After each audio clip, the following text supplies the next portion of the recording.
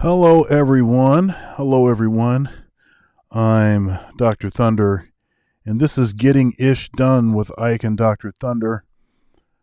It's our productivity weekly show. Skills and resources, level up, politics in the workplace, all of that sort of thing, talking about important issues for you to know as you're on your climb in your career, as you're leveling up, as you're putting in work. And this is a part 2. This is 9 steps to unlock max productivity, part 2. Part 1 was actually on Ike's channel last week. That was on Ike's channel last week. And so make sure you go and check that out. That was a really good show. Also, we'll give you some context for this show. We covered 1 through 3. And I think the plan is to make this a 3-part series. So 4, 5, 6 we should do today, and then 7, 8, 9 should happen on Ike's channel next week. So that's the idea. And this is Ali Abdaal. This is an Ali Abdaal video that we're looking at, and that the name of that video is I read 107 productivity books. Here's what actually works. Here's what actually works. So, without further ado, let's get to 4, 5, and 6. Let's go.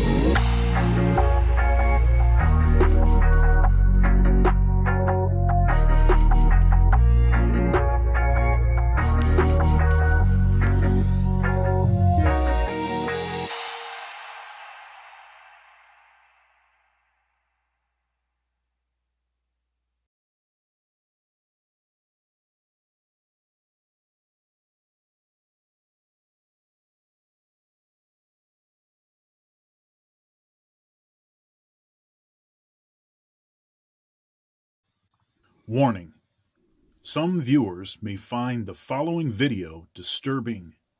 Viewer discretion is advised.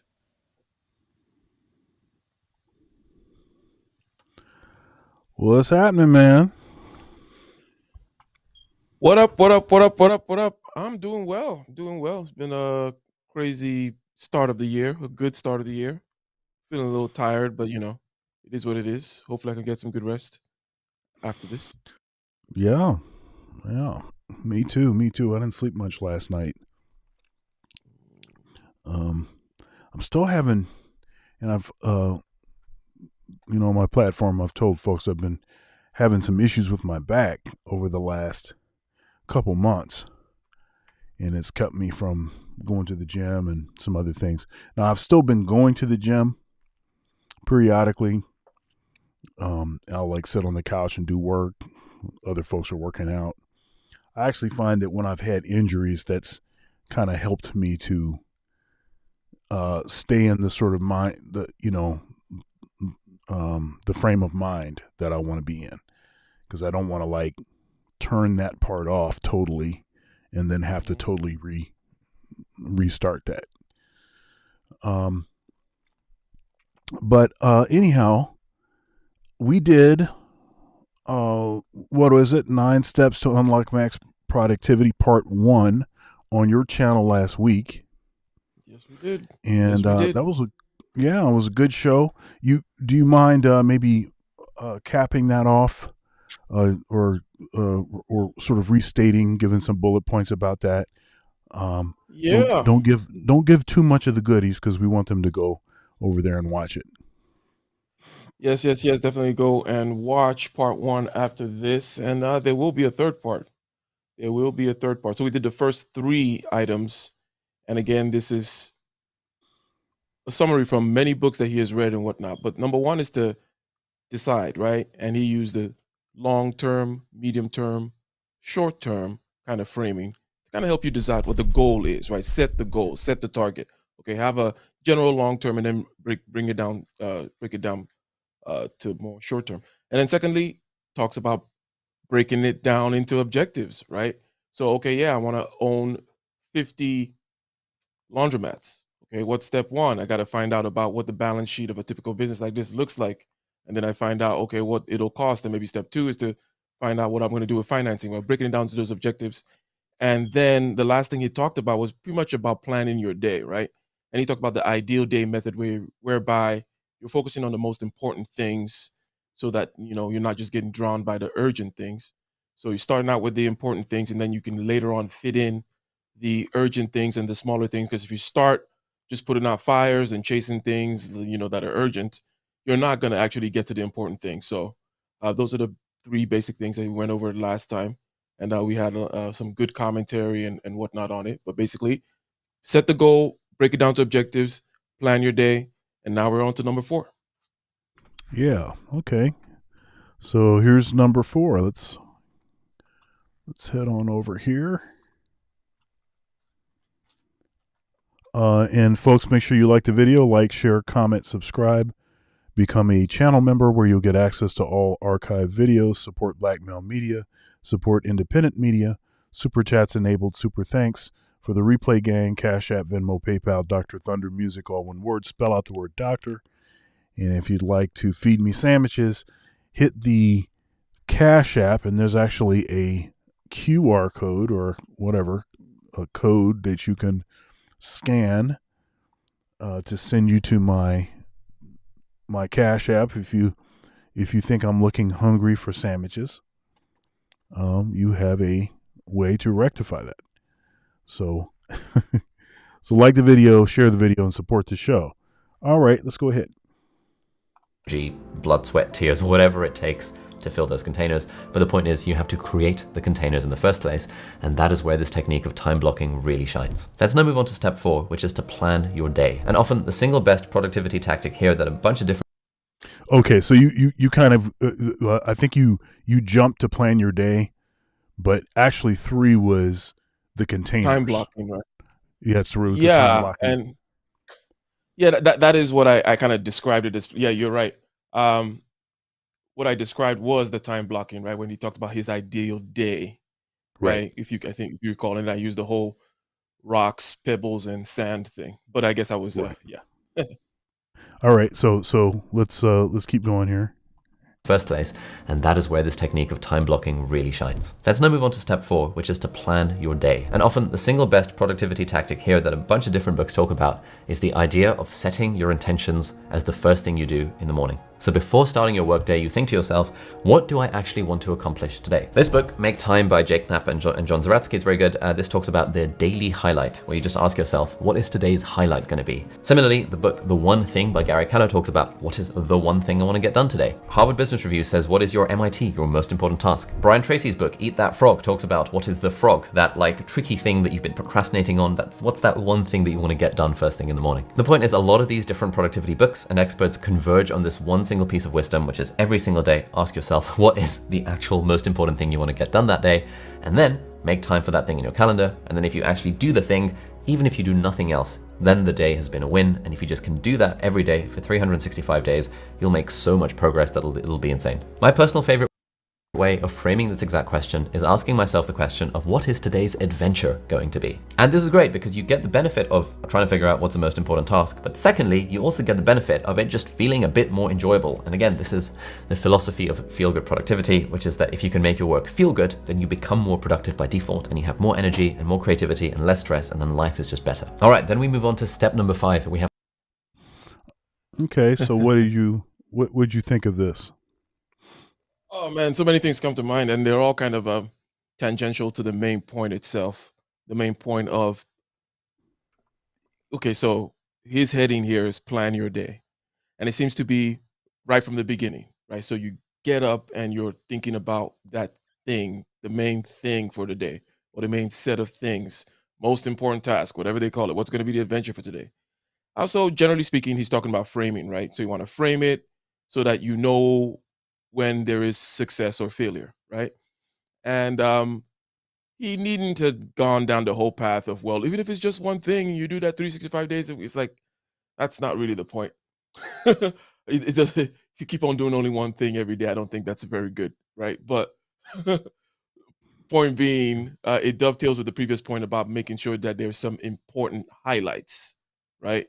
Important highlights so that you're at least addressing those as you fill in the other things. Now, and I'm interested in seeing what you think about that. But in general, just as a side issue in thinking about personality types, you see, there are some people whom argue, these are smart people, and they're not coming from some absolute point. And hopefully, I'm tracking here. They're not coming from an absolute point. They're talking about that relatively in terms of, okay, what's more healthy for you is to not be so freaking planned. Like, why the hell do you know exactly what your day is gonna be like? Like, you're dying a little. You're becoming Mr. Little Corporate Man. You're becoming man that goes into the gym.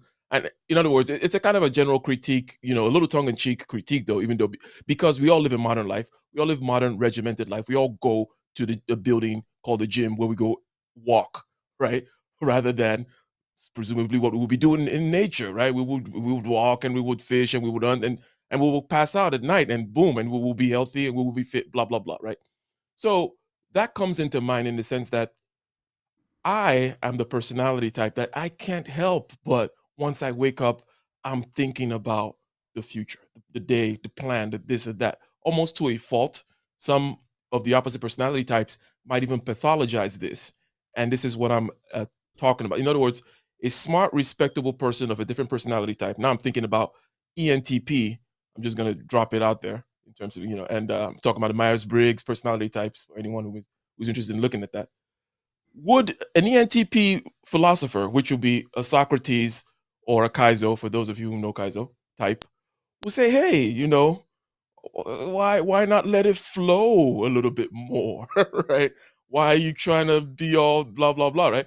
And so, uh, understanding the wisdom in both in these sides makes me often wonder, because this is a kind of view, and I'll try to tie this up and then summarize what the hell I just said, but makes you wonder the types of people who tend to write certain types of advice books, right?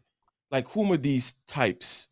because a lot of times you'll find that the advice in terms of what they choose to emphasize for you to tighten up, for some people, it's like they don't even have to think about that. Like that's not the thing they need to tighten up, right? So these are general thoughts. Number one, I mean, what should I say? The last thing I mentioned here is just basically the personality types with regards to the things that you pay attention to, which is a key aspect of personality types. Often affects the kind of things that go into advice books, generally speaking. And I think I know the types that write these books, but I'll go. That's an aside. But other than that, I think that being able to put a framing on a day so that you know at least what the hell happened. Because yes, at the end of the day, it is nice to know, okay, these three things have been checked off the box. They are important things. I don't even remember all the other smaller things that are kind of the other smaller alligators around the boat, right? But they're not that big a deal because I know those big alligators are out, and now maybe I can get some sleep, something like that. I don't know. What are your thoughts? Yeah, the planning thing is okay. So they have all these devices to help you to sort of automate this. Like, for instance, when I go to bed, my calendar program sends me stuff that is going to happen tomorrow. It'll send me the first few things that are on my schedule. And then when I wake up and I put my watch on, it's a smartwatch, the first thing that it presents to me is a daily brief. Nice. So I think one of the things that we can try to do is figure out how we can automate some of these processes. But now one of the things is, and my watch also does a thing where, and this gets irritating, so it can sort of promote you. It can promote the tendency for you to ignore it, because it like does certain things. Like, it'll tell me, okay, you've been sitting still too long, stand up and stretch. It's like giving me reminders like that too. So you have to figure out how to turn stuff off that you're not going to actually use and actually utilize the stuff, that can help to automate that planning process. So, and I noticed that I've started to do that. Now, obviously that doesn't help you if my calendaring is faulty. If I'm not putting all of the stuff on the schedule, if I'm not putting like to-dos that have, not just the to-do, but when it's due. If I don't put that stuff in the calendar, then that function on my phone doesn't really help me. It'll just tell me some vague general stuff. So, I think, trying to figure out how to use even some of this Negro technology, which usually is just stuff that's to distract you as opposed to use, for something meaningful, right? Try to figure out how to make it do something that will be actually beneficial. Do your students talk about productivity issues that they have, or do what productivity complaints do people typically have? Other than, let's try to separate out what we might consider, let's say, behavioral, like, okay, you're just eating too much yogurt and watching Game of Thrones, or partying too much, and you're not, if but if they're actually trying to be diligent, you're putting in the hours, but you're just not as efficient, or this or that. Do you come across, either via observation or people coming to you and telling you what the categories of problems that they have with regards to productivity are? Well, I recall, a lot of my students, just because people tend to have an issue getting stuff done. That's why these kind of books, and these kind of shows I think are important and are popular, is because people tend to have these same sorts of issues. But one student in particular I remember, and this is pretty recent, he just he just wasn't able to make himself practice. And that seems like just do it. Well, and maybe this is a sign that you shouldn't be use a music major. Maybe this is a sign that maybe you shouldn't be doing this. If you can't get yourself to even play the instrument, or it requires now I could make him do it. I could assign stuff that had a drop dead date and that had to be electronically submitted and blah, blah, blah. And then he could actually literally see his grade literally going down as he didn't complete stuff. I mean, I could do that. And some people, that's actually maybe what they need. Maybe that's why the military is really a good option for a certain type, because nothing else works. They need somebody to yell at them, to call them a maggot and wake them up in the middle of the sleep and, throw water in their face, and because that makes it real. This is real. I need to try to avoid that. So I'm going to do what I need to do just because I don't want that treatment. I don't want it, to get yelled at in front of everybody again. I don't want to have to do 30 push-ups, in front of everybody again. So, that's yeah, good point there. You see, now I'm going to speak about a small percentage of people, right, that may exhibit the behavior you showed, right? Because they're not able to get to the work, right? And you talked about the military shaping people up. I haven't done the experiment in the sense I haven't gone back and relived my life in a different way to check, but I think that the fact that I went to boarding school at some point, I see it as a net positive for me. Now and I see myself as one of the examples of this particular cohort of people who might at some point exhibit. Now, you go to boarding school from like 10 years old, right? So, but you are who you are, right? If you know yourself, right? So so I know that I have this propensity to be what I call like an intuitard, a space cadet, real time, but a rather inactive one, right? And not really, getting to it. And I think that I had to get a little bit of that stuff slapped into me. And I figured it, and then I figured it out. I was like, oh yeah, so yeah, I do have to get things done. So, but not everybody is going to be that, unfortunately. So there are a lot of people whom are just gonna either are doing the wrong thing, as you mentioned, or they just need to get in a place that's super regimented into their adulthood and whatnot, right, or whatever. So a good point. But for you, let's say now, and now back to the initial point, and we can continue, right? But for you, with regards to this aspect of setting up your day, I know you mentioned that your watch and your calendar gives you all this information and whatnot, right? But is it something that, in other words, is that just like a natural output of what you would do anyways? You just kind of get up and you're thinking that way. You're not kind of zoning out on, oh, well, I guess I'm gonna go get coffee, or oh, what a bright, beautiful, sunny day it is today, or something like that. You're thinking that way, and these are just tools that are helping you, or is it like, oh, I had to go institute this program? This was. I hope I'm making sense with the question. Yeah, no, I get what you're saying. So I did a presentation for a music camp this summer, and it was all about the name of it is Practice the Life of a Musician. Practice, pause, the life of a musician, right? And one thing that I was talking about is when I was young,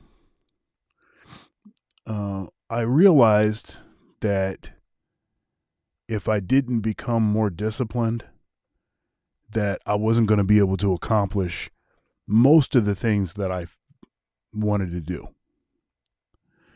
And that caused me to get more disciplined. I think often people look at me and they think of me as being this naturally disciplined person or something. You have it all together, whatever. And I'm glad that you think that that's the case, but really, this is stuff that I really had to just on purpose implement.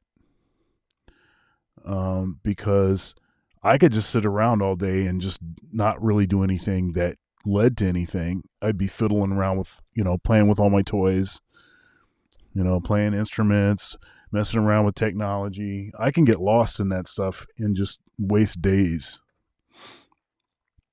And so I realized that if I was going to actually get closer to the things that I want to do, more of the things that I want to do, I'm going to have to get more disciplined. And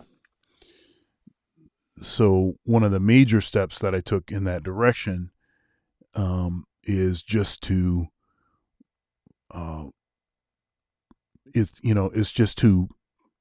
allow for time for me to do different things that I need to do. And that's just the calendaring thing, the containers thing. But of course I have ideas of what it is that I see myself doing in the future. The containers, they're only important to the extent that they allow me to be able to spend time necessary to get me down the road, get me closer to whatever those goals are. So, so I started doing that, and even the thing in the mornings thinking about what I have to do for the day. So the beauty of having everything like already laid out is you don't have to do anything but just follow the plan. There's no energy associated with that. You don't have to be, creative, and you don't have to always be on. You don't have to be the most creative and inspired version of yourself at all times. You can have a bad day. You can, kind of not feel like doing most of the stuff that you have to do. Still realizing that you have to do it. Still realizing that you have deadlines and you have the time laid out to be able to do those things. Right? So you don't have to want it. You just got to do it. I think for me, that was a critical point when I realized that I didn't have to want it, but that I just had to do it, because it kind of takes the pressure off. I think people honestly think that there's something wrong with them often when they don't want to do something that they really enjoy doing. It's like, well, I don't really want to practice. Why? I love playing my instrument. I love performing. I love X, Y, and Z, but I just can't make myself play my saxophone. That's a pretty common thing, actually. It's actually a pretty common thing. And, but I think giving yourself this sort of benefit of knowing that other people don't want to do it either. And there's nothing wrong with you for not wanting to do it. But having like something really laid out like this, I have to do this step and then I have to do this next step, you can mindlessly just slog through that. If you have a lot of energy, if you got good sleep or not, if you had a bad argument with your spouse or not, if you are dealing with a bunch of hogwash politics or not, you can still get it in. So, yeah. All right. All right. I guess let's go to the next point here. We have planned our day, we have got the blocks in the calendar for doing the thing. At that point, all that's left to do is to just get started. And this is going to depend on what the context is. So let's say you're a student studying for a chemistry exam and you've got in your calendar 10 a.m. to 11 a.m. study for chemistry exam. And let's say the clock hits 10 a.m. Now, at that point you have a choice. Do you follow your intention? Do you do the thing that previous you said that you wanted to do in this time block 10 to 11 a.m.? Or do you not follow your intention and do you procrastinate and do you faff around and do you do whatever the hell you possibly can, make a cup of coffee, go for a poo, whatever the thing might be, do you do whatever you can to avoid doing the thing that your higher self has already decided that you were going to do at 10 o'clock. This is something, honestly, that I still struggle with. Even though I'm considered to be a productivity expert, I've literally written a book on the thing. I've read hundreds of research papers and dozens of books on the thing. I still do struggle with procrastination. I had a filming block on my calendar from 9 till 1 p.m. It is now 12:30, and for the last 3.5 hours, I've been procrastinating in various ways from filming this video. I went for a walk, I made a coffee, I made another coffee, I went to the toilet, I hung out with the team a little bit, I chatted to my housemate, I did everything I possibly could to avoid doing the thing, which is like sitting down and actually filming this video. Similarly, let's say it hits 5 p.m. and I'm like, all right, 5 p.m. to 6:30 is my gym slot, and it hits 5 p.m. and I'm like, oh, I know I should go to the gym, and I know my previous self told me that I'm gonna go to the gym right now, but there's some sort of resistance, some kind of emotional blocker that's making me feel, oh, I don't really want to go to the gym. And this is where things like motivation and discipline come in. A very disciplined person would say, you know what, it's 5 p.m. and I'm going to go to the gym regardless of how I feel about it, let's just go. I admire those sorts of people who have that much discipline. A very motivated person, although motivation waxes and wanes, would say, I feel really motivated to go to the gym right now. The way I think of it is I prefer something that I call the unblock method that I talk about in the book, which is basically about identifying what are the emotional hurdles that are holding me back from doing this thing that I have said that I wanted to do, and trying to understand those emotions, trying to name the emotion, trying to reduce it, trying to overcome it, and trying to act in the face of that emotion. But ultimately, when all is said and done, generally, we just need to get started with doing the task. Because generally, getting started is way harder than actually keeping on going. All right, so that was step number 5. Let's move on to step number 6. Yeah, he said a lot of stuff here. So let me, I wanted to say, does it really matter what the emotions are? Understanding the emotions and all that stuff? Does that part really matter? I know that, part of this sort of emotional intelligence conversation that's being had with this desire that, women claiming that they want their men to be more, vulnerable and talk more openly about their feelings and, do the work to understand their feelings and go to therapy and all this kind of stuff. And I think you're being a little unfair. You're accusing him of that now? Well, I'm not necessarily accusing him of that. It just causes it does it really matter what the feeling is? Like no, why it doesn't. you So yeah, I have to so I think I know exactly what he was referring to, but it is something that is and it is so ever since quote unquote mindfulness came into the scene with regards to kind of pop psychology, and if you think mindfulness, just kind of think of, just think Buddhism, which is, and by Buddhism I mean, Yeah. yeah, what Buddha was about, and that whole kind of very introspective. It's like super introspection, like the first deep psychologist, right? Um, so mindfulness has come packaged with all this kind of made for the U.S.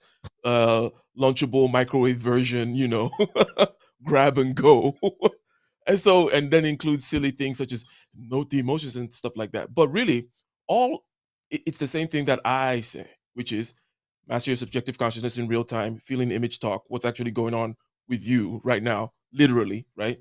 Like what your body actually experiencing and what's going on in your head and everything, and be very comfortable with that, which is what he kind of stumbled through by saying knowing all these things and then being able to act in the presence of these things. In other words, the whole exposure therapy with regards to your own internal chaos and weather patterns, right?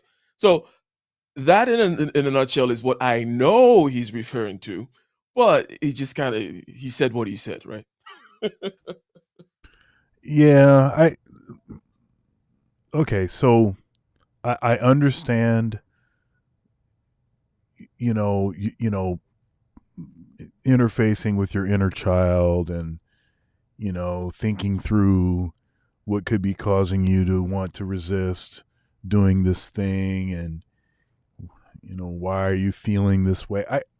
Okay, Yeah, that's I think fine. that's the part I I don't like. I don't like that part. Yeah, because it's not about the why. Because for me, it's the reason, or not the reason. Like in real time, you not doing something is something.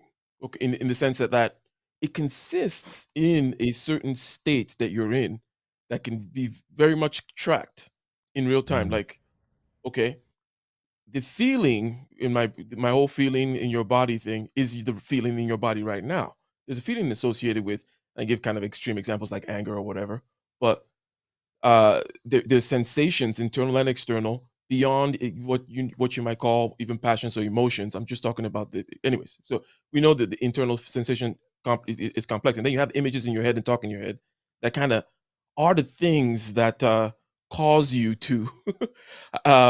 I don't know if that would be more or less the soul in terms of if you wanted to give it, a characteristic in that sense, but okay. it does No.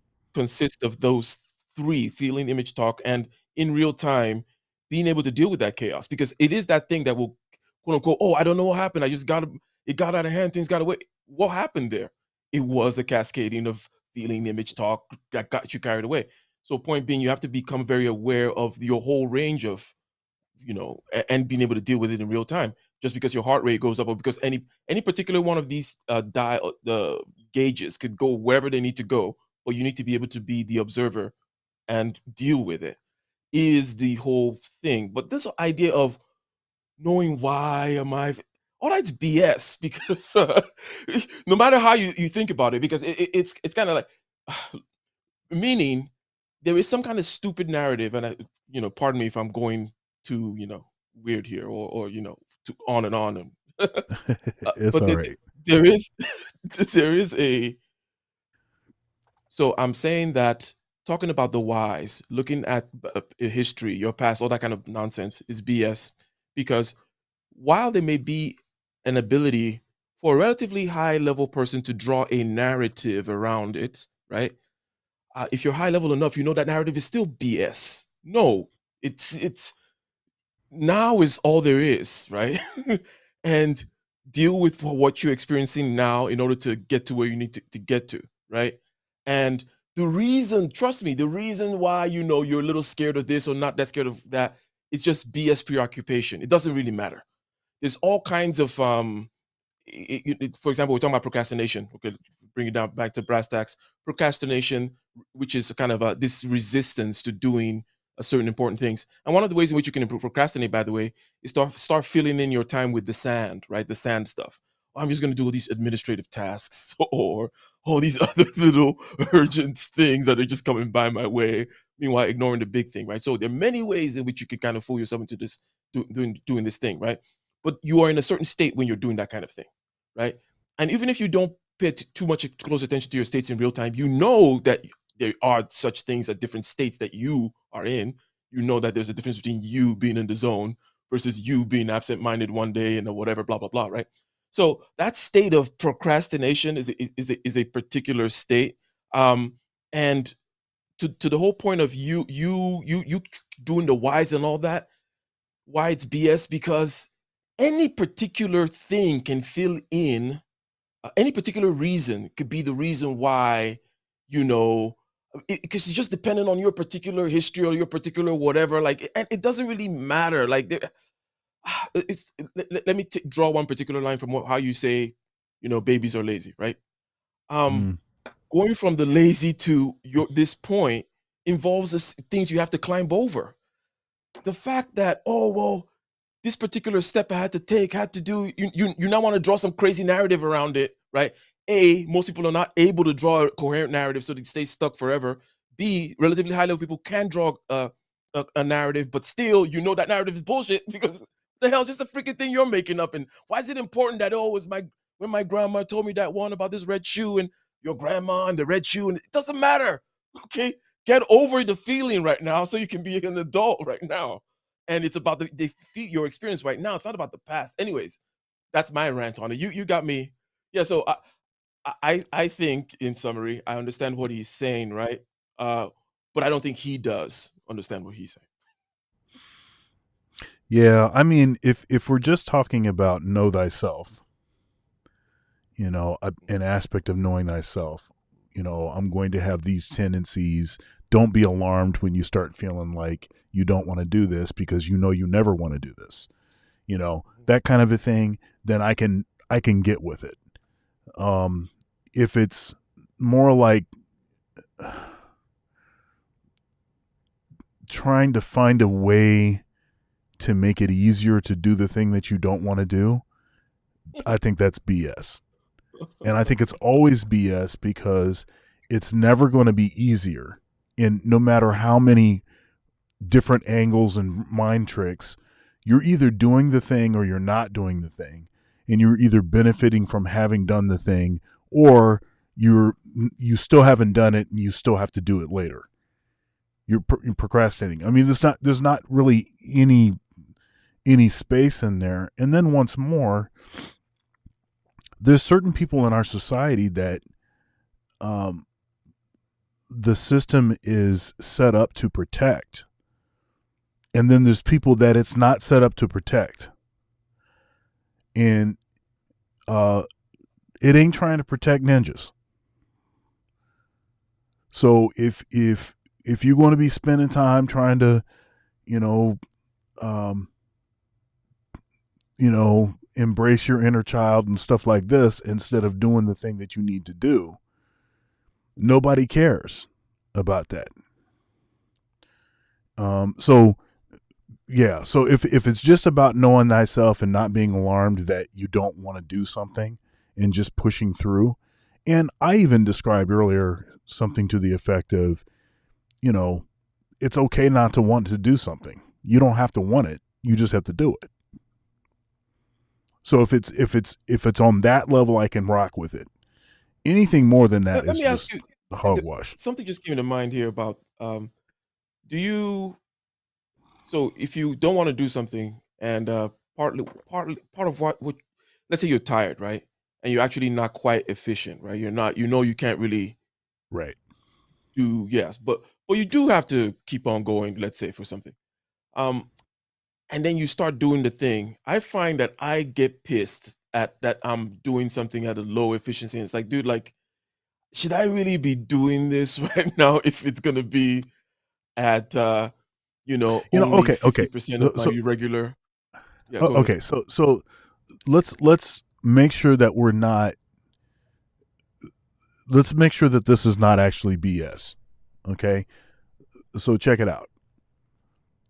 If it is actually the case that your efficiency level is not what it should be for you to be able to function at the level necessary to do a good job, and you say, okay, I'm acknowledging that that's the case, I'm going to give myself until tomorrow,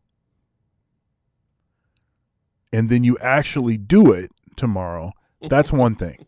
I don't have an issue with that. That's just human. That's just being a human being. Because you can't always be at your best.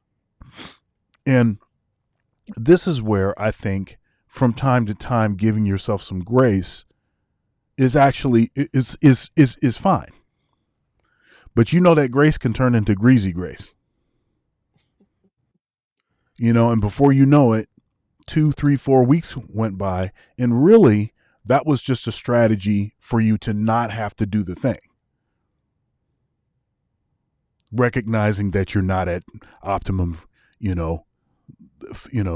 optimum efficiency. And part of that also is kind of like this thing where, and I have to fight myself on this because, like, even with like my studio setup and stuff, like, okay, I need to have this camera and this kind of microphone and this, that, and all this other stuff. And I still haven't made, Ninja, you still haven't made any videos. you don't even know if you like making videos, and you getting all the stuff and like this, and really all that stuff is just a way to basically not have to do the thing. You're wasting time. You're pushing that thing way out. You're romanticizing it even, but you don't even know if you want it, if you like doing it. And I don't know, maybe you're afraid of discovering that you don't like doing it. I don't know what that is, but it's like, dude, you can make videos. I make videos in my car. I make videos, you could be walking. I remember I used to really dig those videos that you made when you were riding your bike. You know what I'm saying? So none of that stuff actually matters. It's like, are you actually doing it or not? So if it's, as long as it's not that, I'm good. But if it actually is that, but you just found like a sophisticated way that, you intellectualize your BS, you articulated some BS, then then I'm going to have an issue with it. Yeah. So, a kind of second order effect, which is what I was trying to get at with you of this thing, was to see actually how you felt when you worked on lower efficiency. Let's say you had to do Yeah. it. It's like you have to do it. It's going to take you maybe twice as long, okay, through this night. Yeah. But it just has to be done, and you don't have enough time to go sleep and then wake up and Yeah. Okay. In such a situation, how are you working a little pissed off that this doesn't look optimal, like how do you feel about your, it's almost like, there's a little bit of kind of like self whipping that goes on with me if I'm not really at peak form or what I think I get you. should be. I get you. I understand what you're saying. Yeah, and in the sort of slogging through, and it's like I'm not even sure if this is good work right now, because I'm not clear enough to make the certain assessments in real time that I usually do, or whatever. That kind of thing. Yeah, I mean, that's not the best. That's not the best feeling. I don't particularly like that feeling. It's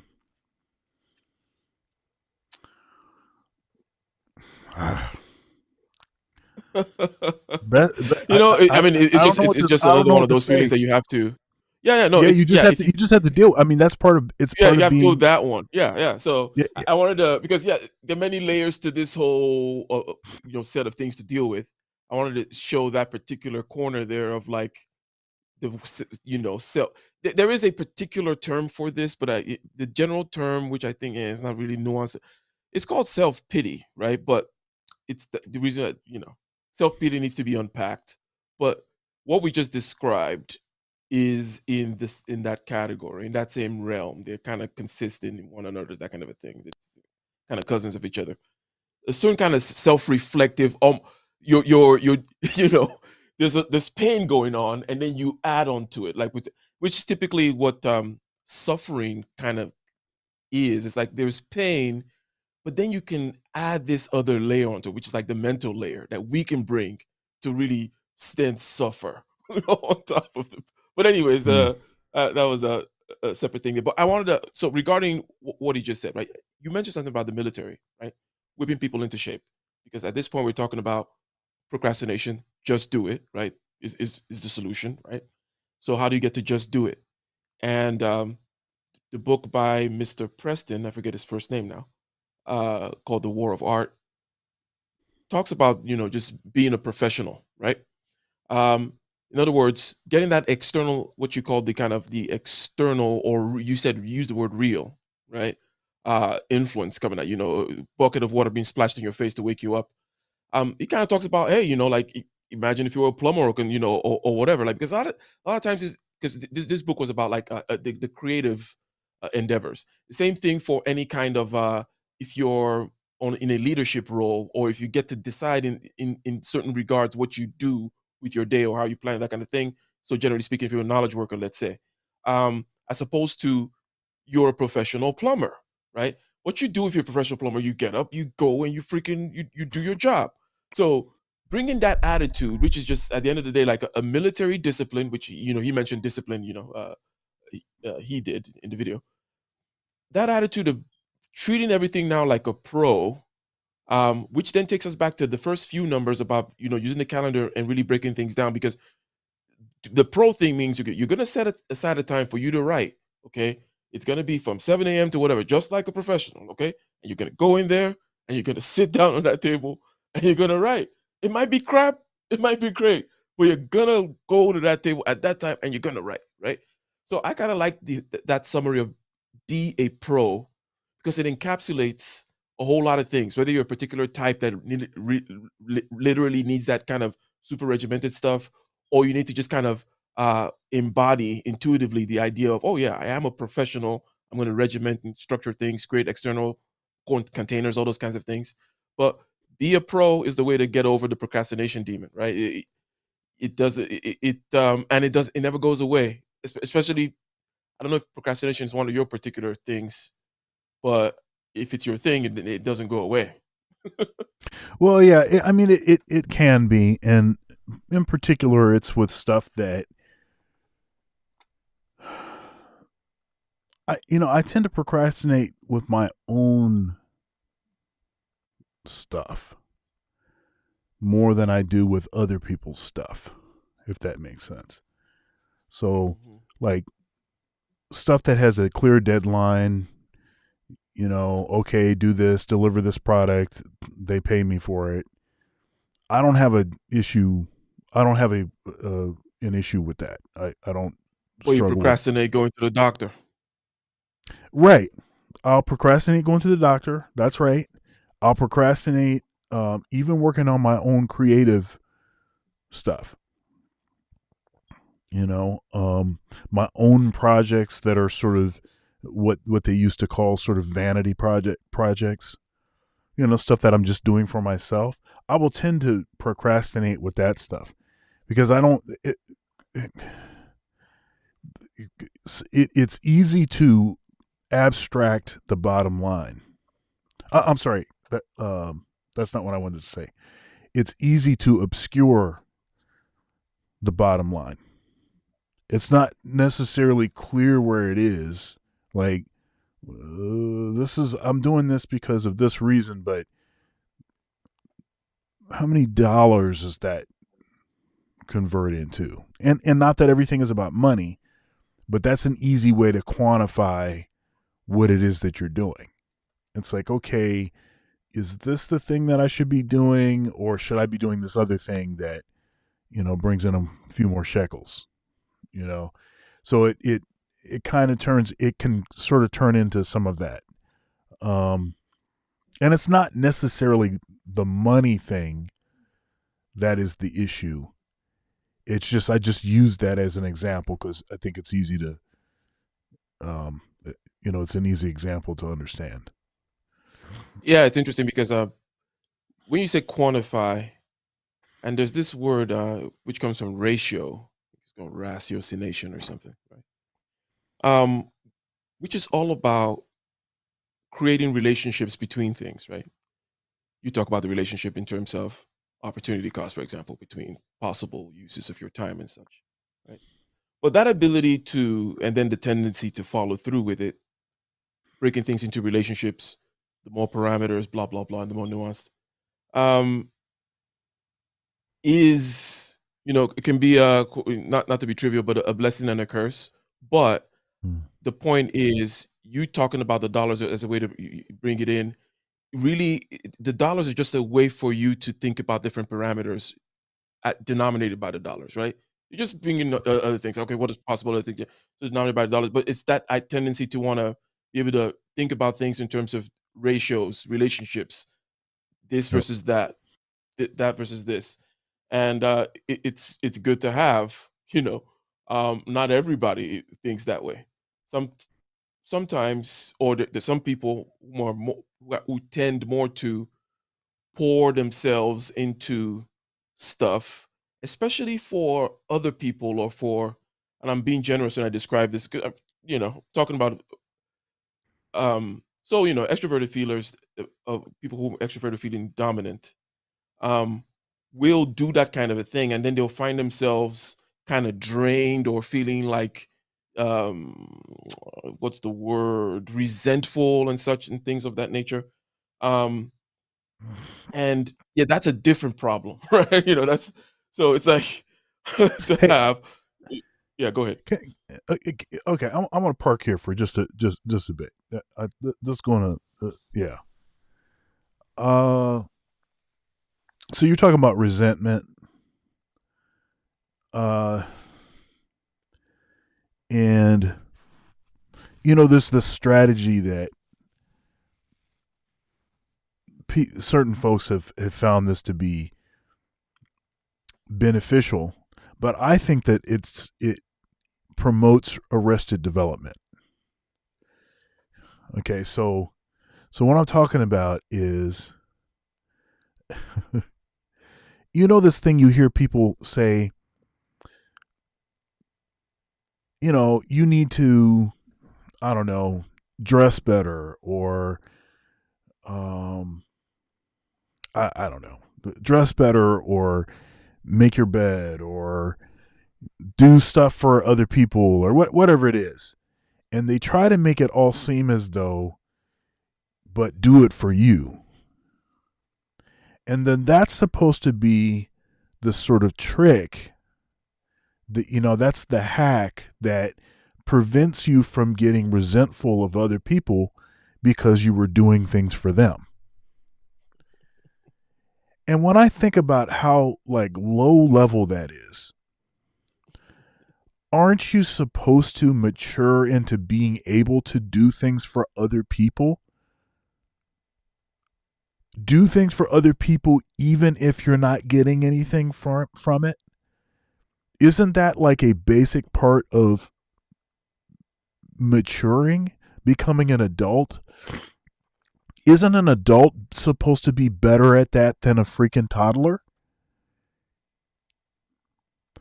Why are we trying to tell people that the trick to them doing things for their loved ones, we could talk about like in a marriage,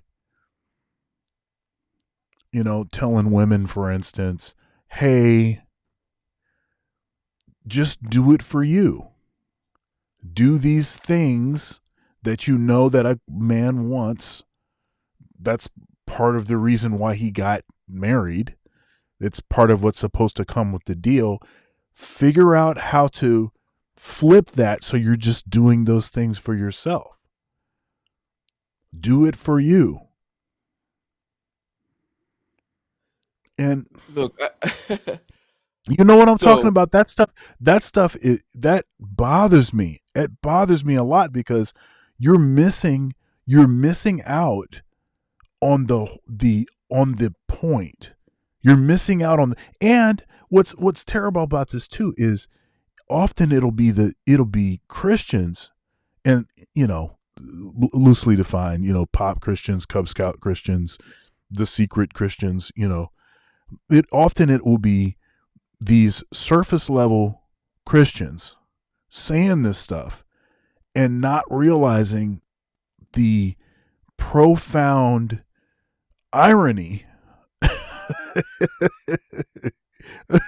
What are you doing? That's dude, you should be if a person is feeling resentment, you should point at the resentment and say, that's you. That's the real you.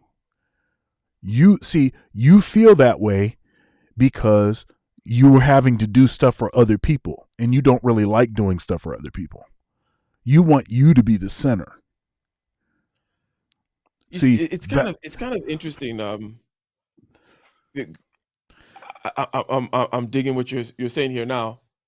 I want to point out, first of all, that there's a particular kind of crazy delusion, evil spirit, modern Western aspect of it, right? that kind of it's a more like almost a purer form of the craziness than the deeper kind of psychological conundrum that you describe. So yes, I'm sure within the modern world, you can see some modern women saying some crazy, just the crazy end of that stuff. So I get that. Now, let's talk about what exactly really is going on here with this type. Okay, one of the thing that they have to grow out of, and when I say type, okay, everybody understands the emotion of, okay, resentment, right? It's not like like, oh, it's foreign to you, like, oh, I don't even know what that is. That's not what you're saying, right, Dr. Thunder? You understand the No, mechanism, right? of course. However, there is a psychological kind of makeup, right? If you want to grant that at all, right? That your people differ in terms of these dimensions, like introvert versus extrovert, feeler versus thinker, blah Yeah, blah blah. yeah, So there's a certain kind of sensor feeler kind of approach to life if it's heavy on the FE side as opposed to the FI side, yeah. which really doesn't have this kind of centeredness that you may consider to be natural, right? Where you're like, shout out to Rollo Tomasi. Myself as the mental point of origin is the silly phrase that I just found kind of silly that he used for kind of this kind of idea of holding frame and making yourself the man, whatever. So they tend not to have that, and then what ends up happening is, and it's something they need to grow out of. So I agree with you in that regard, right? But it's natural that they're like that, and then they do this thing called covert contracts, basically, whereby they're doing something for you and they're expecting something in return, but then you're never told what this thing, Right.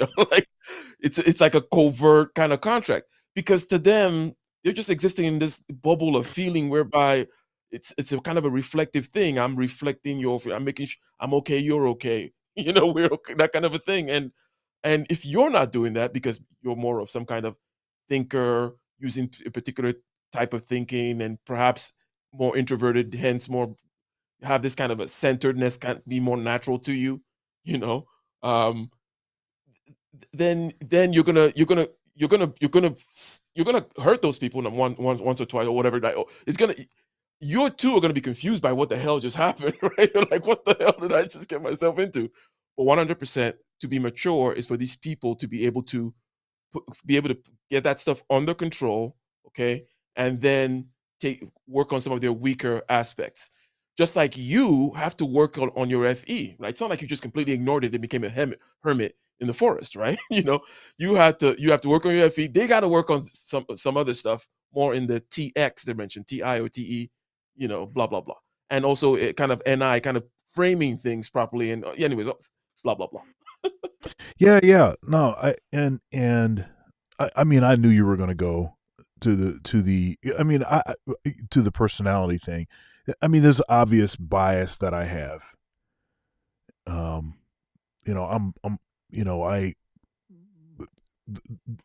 introverts have a particular, they just, we're just different. But I just, it's just ironic. It's just ironic. It's not. It's. I need a stronger word than that.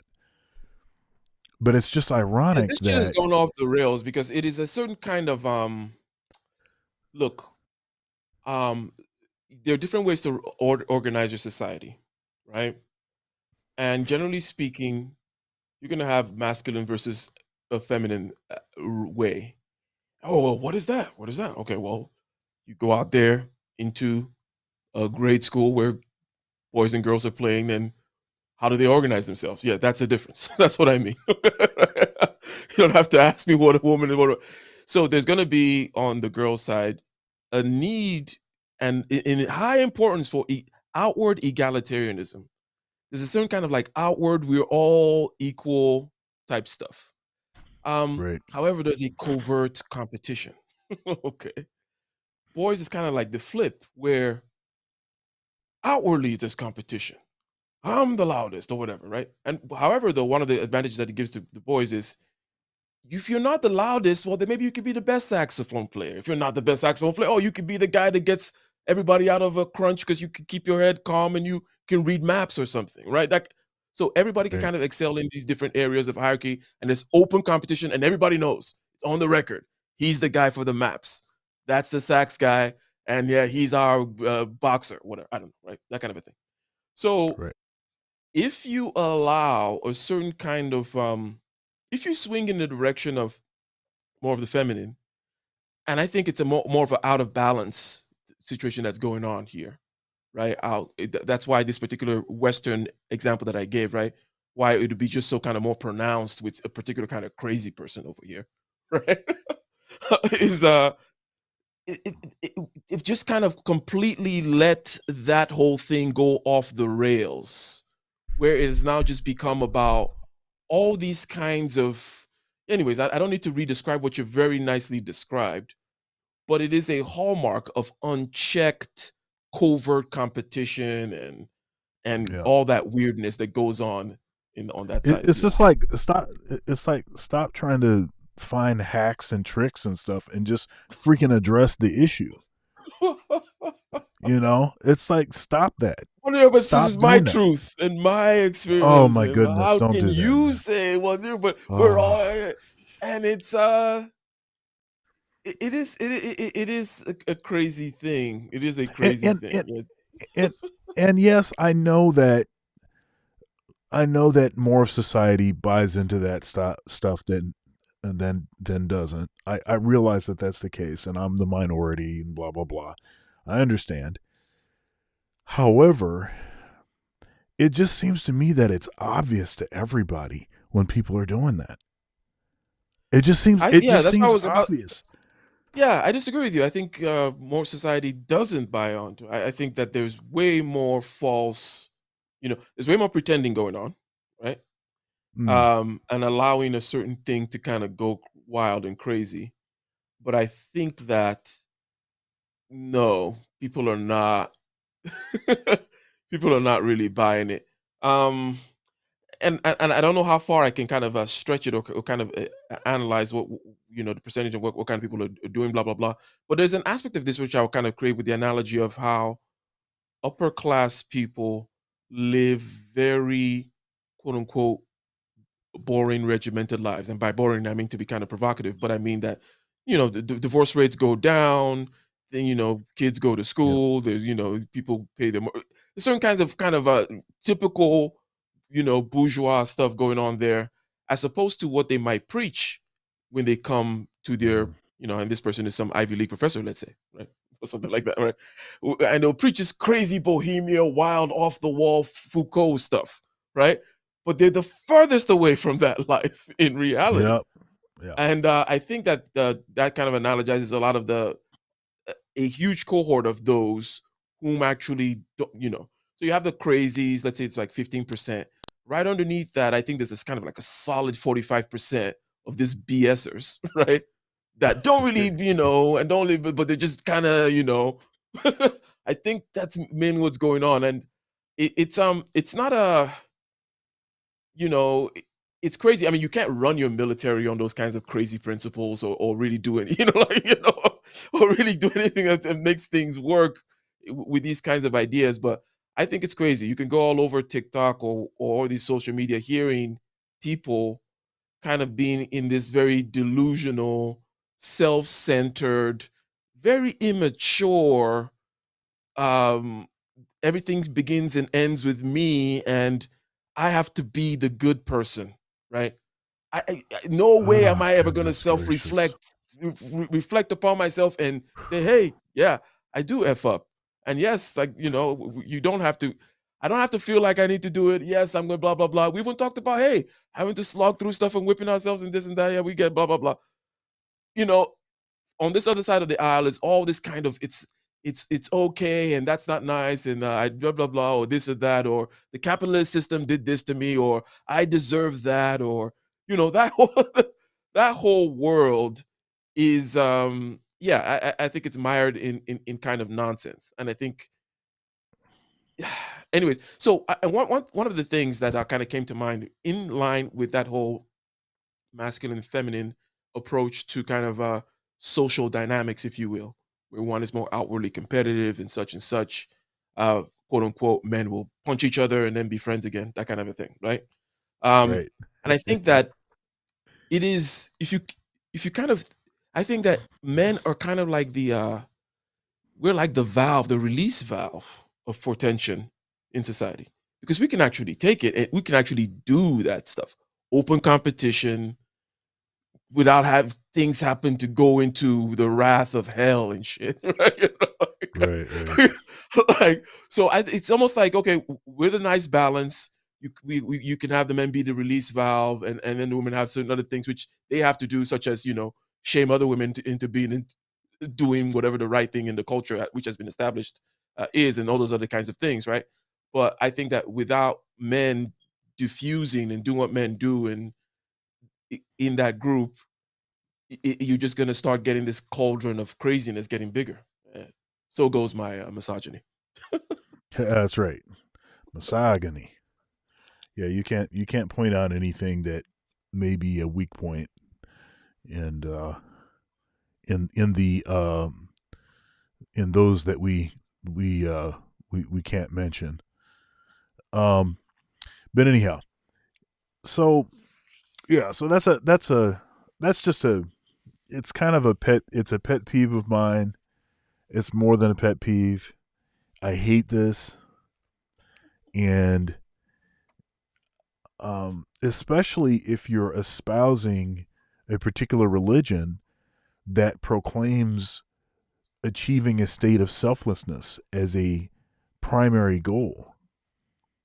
Why wouldn't you want to do something for your husband? I mean, what this is just crazy. I don't know. And to the extent that men are doing this, why wouldn't you want to do something for your wife? Why would you be measuring how many things? Now it's one thing if it's already been demonstrated to you that the other person is not going to do anything. They're not going to pull their weight.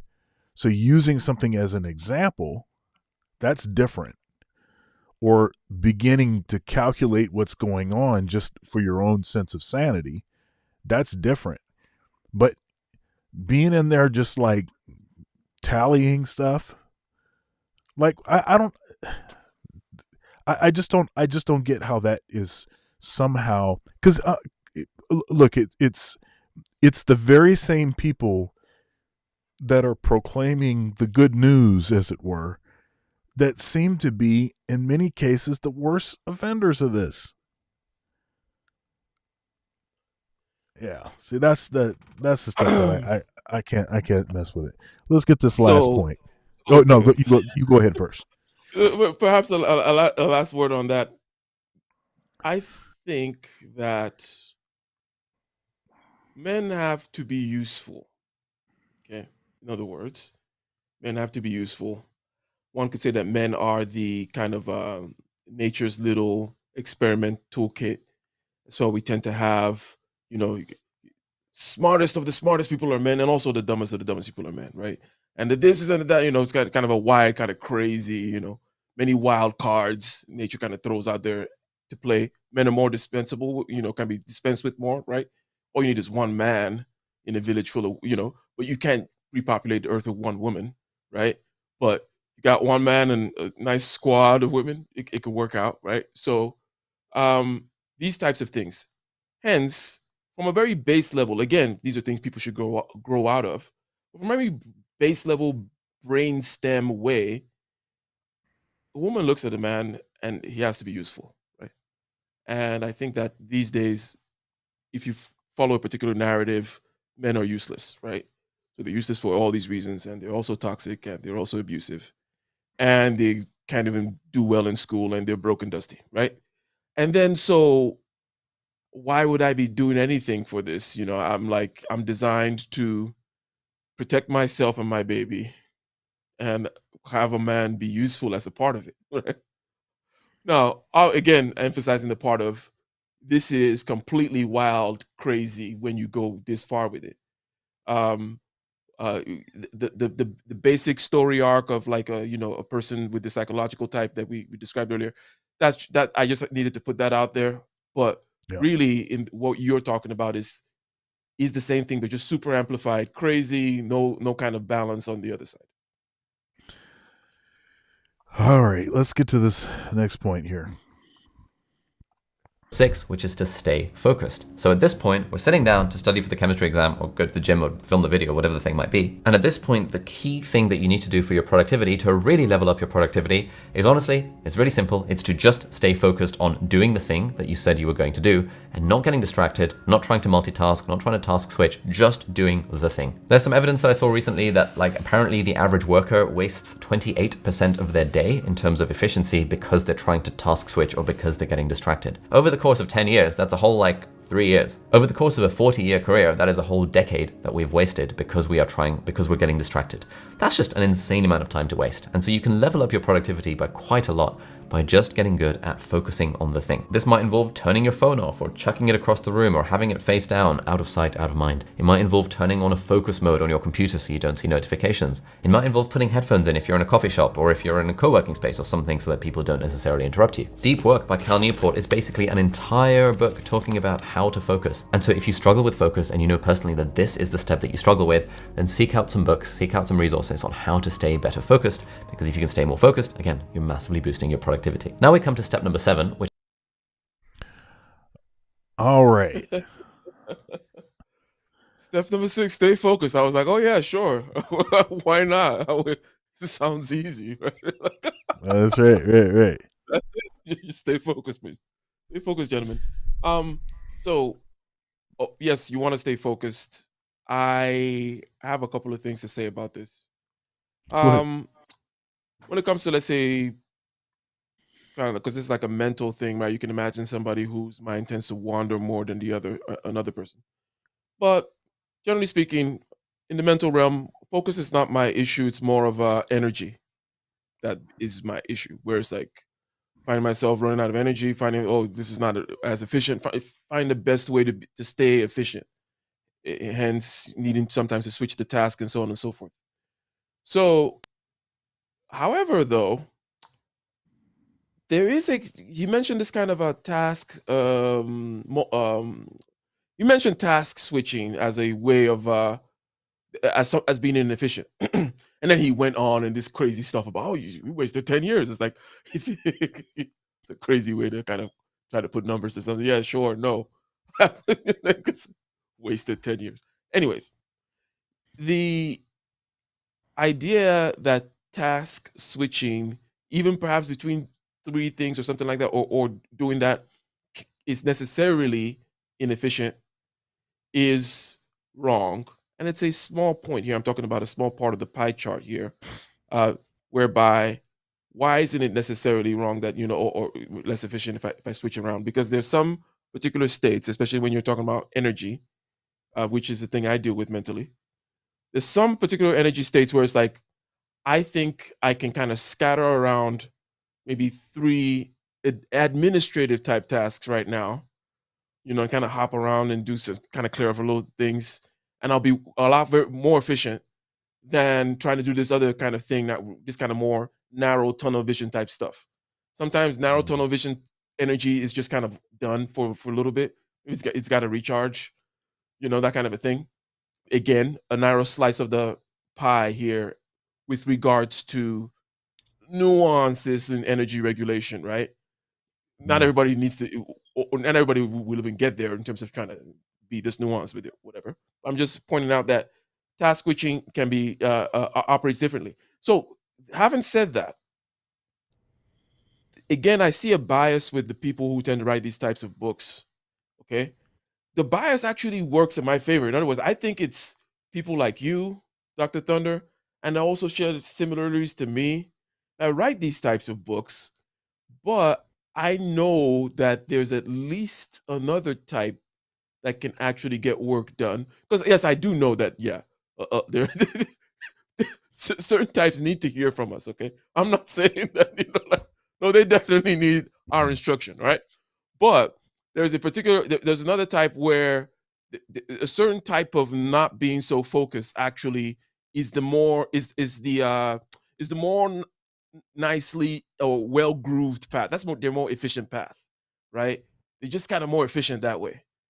to kind of spread out a little bit. However, though, this same principle of putting them in a channel or having a focus still applies. It's just more of a beam than, let's say, a laser. Now, I don't know why I went all the way to this particular nuance, but uh, I think that it's important because I do, as I alluded to earlier before, I'm noticing a certain kind of bias in the people that write these types of books. But I know there are other modes, at least one or two other legitimate modes of being uh, that work. Now there's some kind of completely inefficient. I'm going to daydream and wish BS type of. No, they need to listen to this crap, right? But no, this kind of focus and this and that. Anyways, I don't know what your thoughts about what he said or what I said are, but yeah. Yeah. So I've got really two main things that I want to say. The first thing is in reference to your talk about energy. The energy is the thing, and we talk a lot about how, time waits for no one. Time is the thing that you don't get more of. Don't waste your time. X, Y, and Z. Make sure you use your time wisely. And even in this, talking about staying focused so you're not wasting a bunch of time, even if that time is over long periods of time. Okay. Over long periods. Okay, let's put it that way so that I'm not using the same word in a different sense. But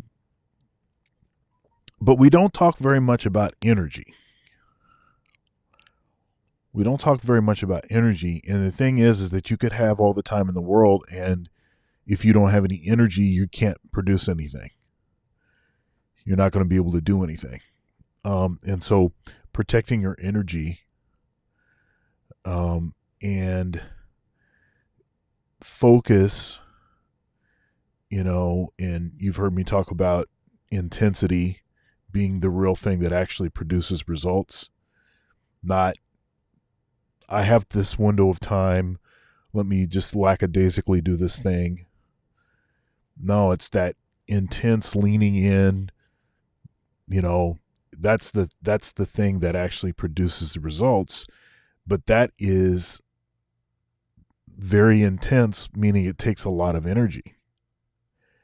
So I think that's, again, people talk about wasting time and time wasters, but even if you've eliminated time wasters, if you're not willing to and or able to eliminate the energy wasters, I mean, you're still not going to get the kind of results that you could. Yeah. Wow. One other real quick thing I want to say about that. I was talking to my dad about, when to, my son, to get him started doing some music stuff, right? And this is like the question that everybody constantly is asking me. Oh, is he going to be a musician? Oh, is he going to be a musician? It's just constantly. It was almost like obligatory. And in my mind, I'm thinking, I hope he's not a musician.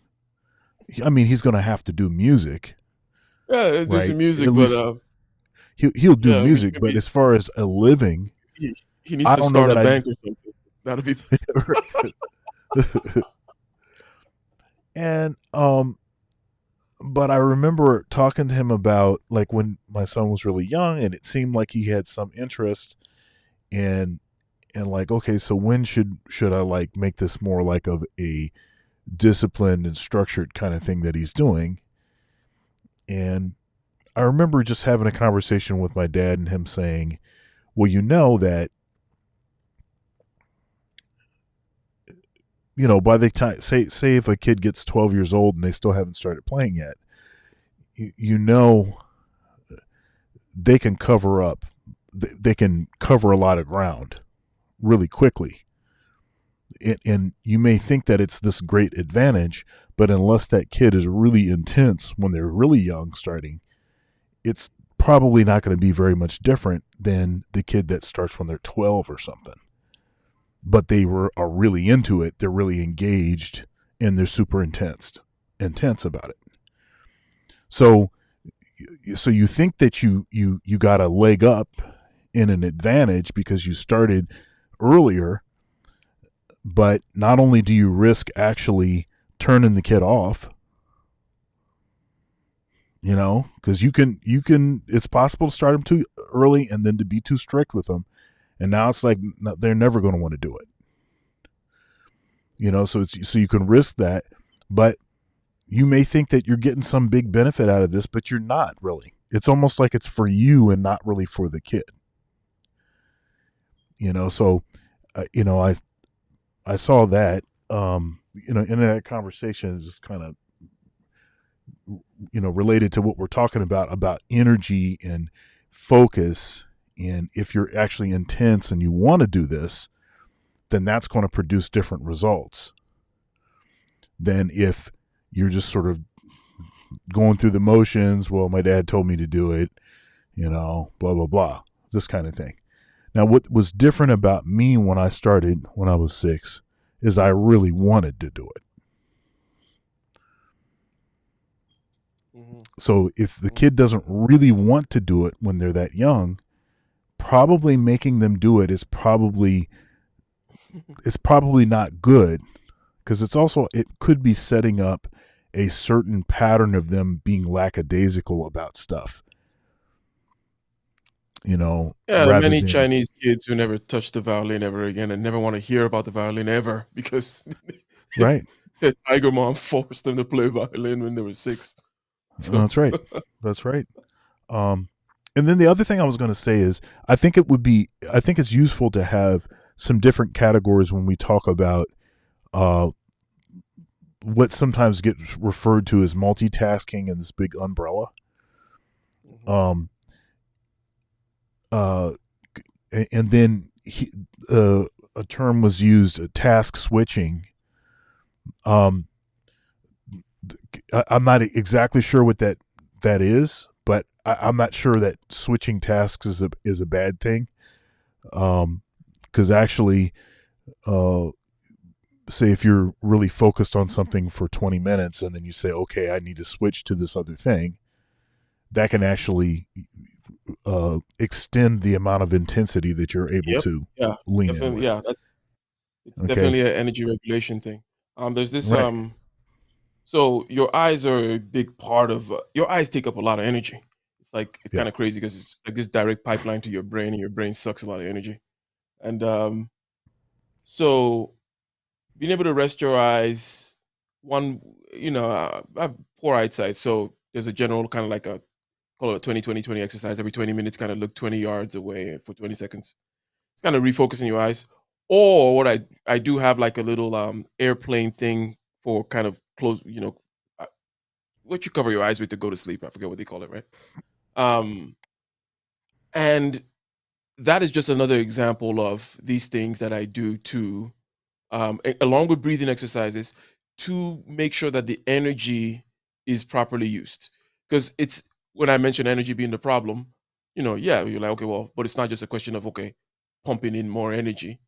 It's a question of how to not waste energy, how to not kind of start getting in the place where you're overheating and maybe maxing out in the short term and blowing out, long term. And definitely, yes, that's where task switching comes in, because you'll naturally just kind of know, like, you know what?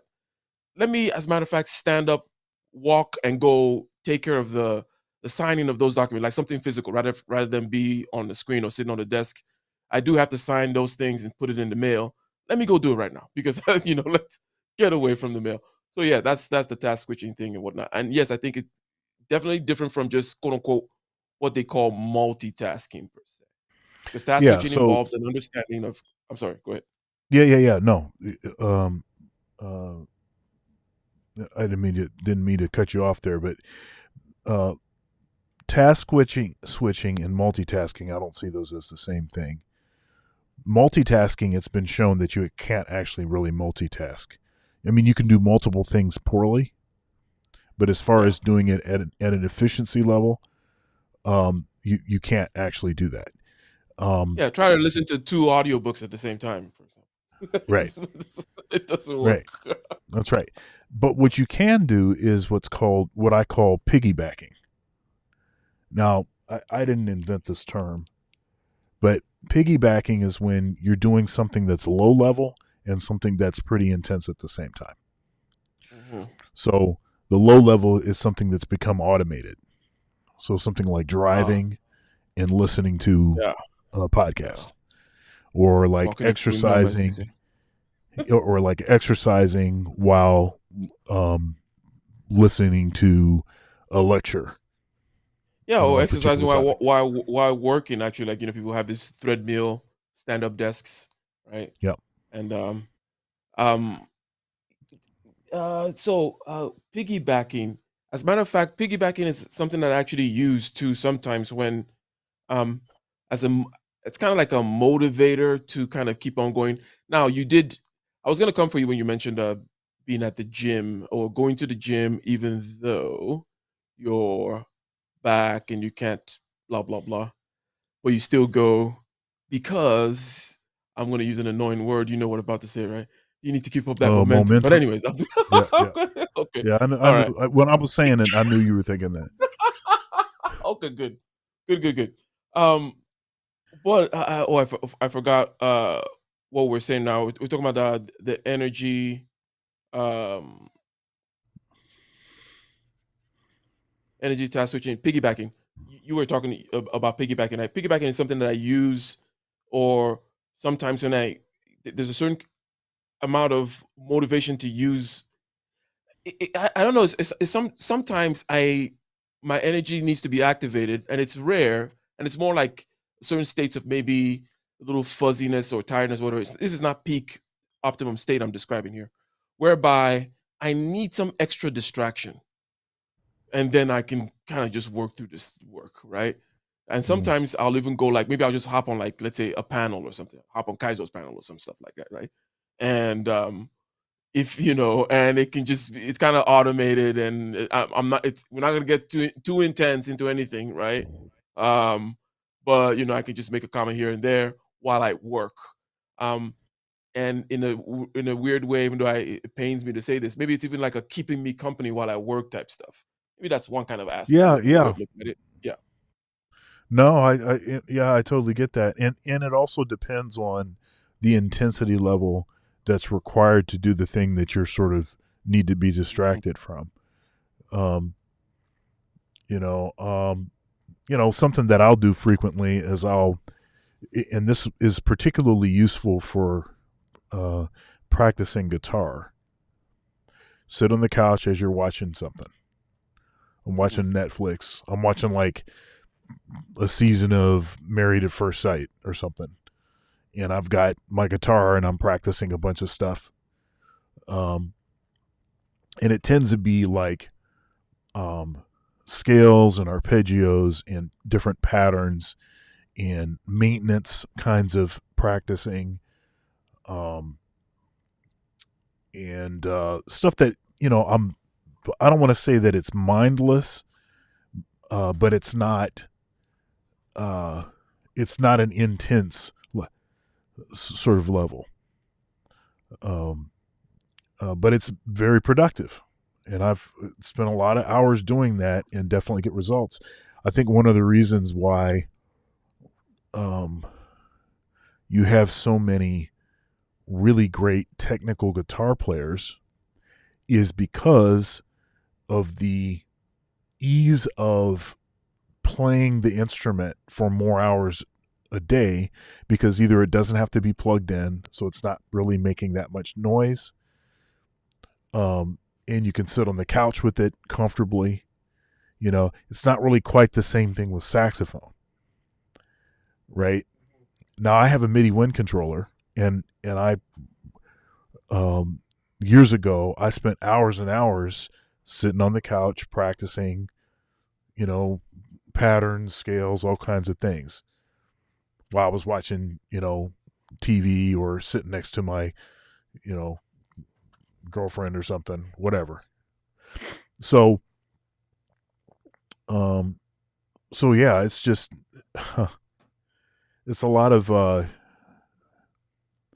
there's a lot of things that can be accomplished at a high level with piggybacking, but multitasking again is really not possible. You can't use the same sort of part of your brain intensely divided in that way and get any kind of results. And anybody that seems to be able to do that, they're actually not multitasking. They've created a new task that incorporates all of these different components. Yep. So it's like an obstacle course.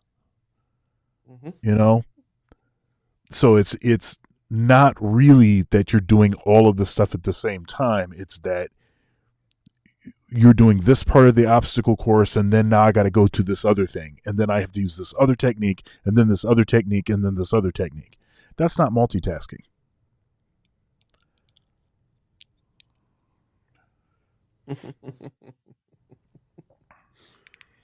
Yes, indeed. And then of course, there's the thing where there's this claim that women multitask better than men.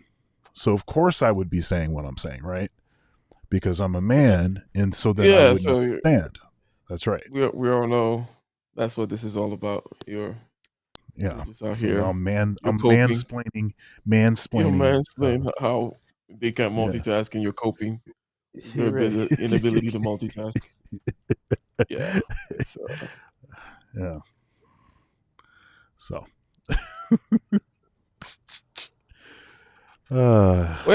Staying focused. It's definitely an energy one, and but I think we got the 3 out of the way for this part 2 here. We did 4, 5, and 6. Y'all need to make sure that you go over to Ike's channel and catch 1, 2, and 3.